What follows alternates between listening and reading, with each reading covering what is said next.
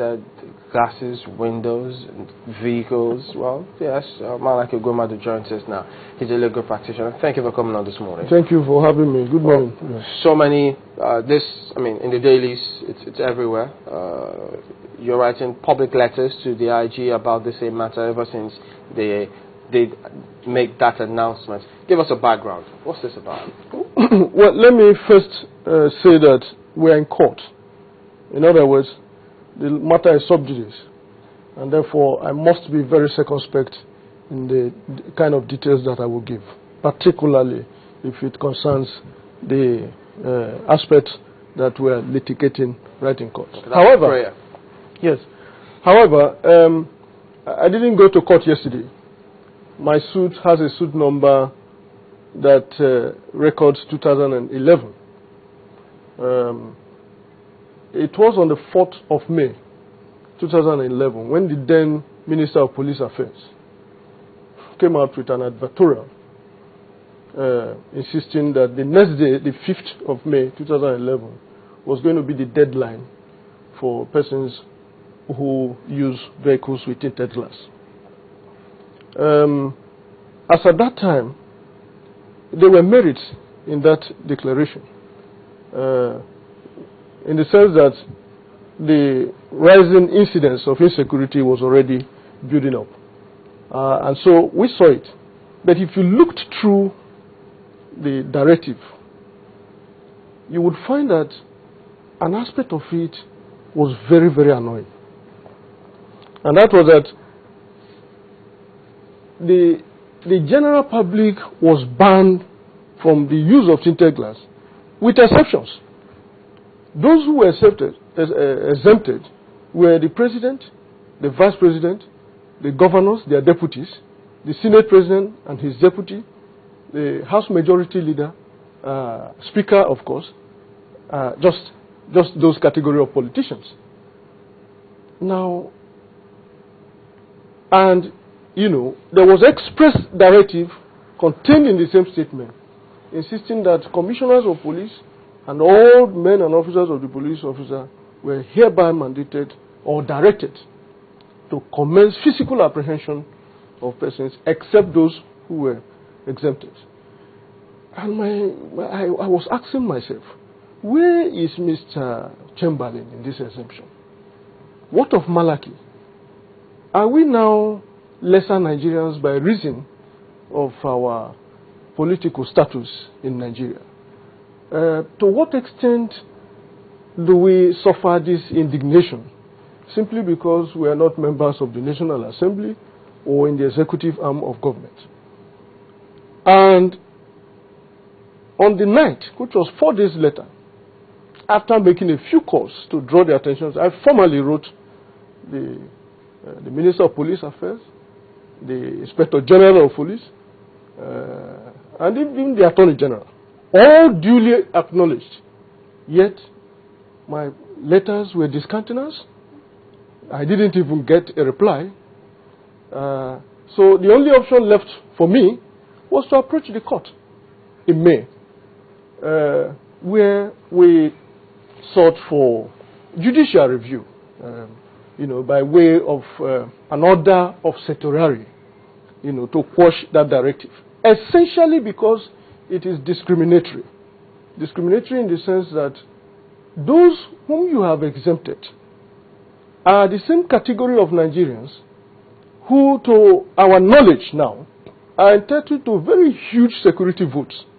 In short, Governor Okorocha, informed the general public that they collect as much as 6 billion naira as security votes. With 6 billion naira, you can buy an armored tank. You can buy bulletproof vehicles. You can protect yourself against any form of insecurity. Yet, these are people who also don't move alone. So, beyond the financial security, they also have a retinue of physically armed security officers drawn from all the security agencies to protect them, protect their wives, protect their mistresses. In short, some of them are in their respective villages, guarding them to the detriment of the larger percentage of Nigerians. And I saw that clearly as a very clear play of discrimination in the country. And then when we did not get any response and we were in court, I said, okay, we will have to deal with this matter once and for all. And they entered appearance. As I speak with you, they have filed this defense. I'm talking of the 3 respective respondents to the action. They have effectively joined issues with me. And while we were in court, we are before Justice Okechukwu Okeke of the Federal High Court Ikoyi since 2011. All the time they come from Abuja, and we have the names and records. So if they are still in court, why this? So this is actually the kind of impunity, the kind of recklessness that some of us are out to challenge. If we are in court, if you have entered appearance, if you have joined issues by way of responses, counter affidavits, written submissions in opposition to my suit, you can only be overreaching the judiciary if you are continuing with the very exact reliefs that we are seeking before the court. So according to the law, they are supposed to stay action if the matter is in court. Of course, they are supposed to be pending the determination of the matter. Once you are aware, and this time around, I'm not just talking of being aware, they have joined issues. They have responded. They have taken concrete steps in opposition to the suit. And therefore, I was taken about to... And you think they are aware? Well, I don't know how else you talk about. And yes, how does it work? Knowledge in law it can be dispensed with. Once you're already in court, you have even as little as constructive knowledge. What should the court do in this case?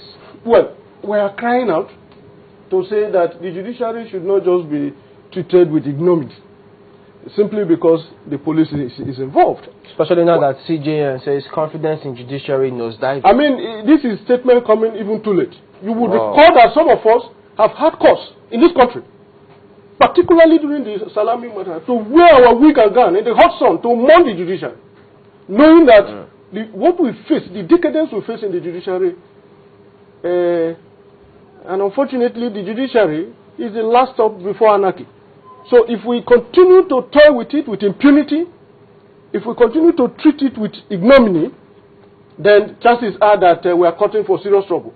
And I do not expect that the office of the chief law enforcement agency of the country. Let me tell Nigerians that I have very secret admiration for Abubakar Tafa, including some of his leadership team. But this is about institutions. Of course, not about him. And I'm saying, if you are not aware, we have drawn your attention to this, and you are continuing.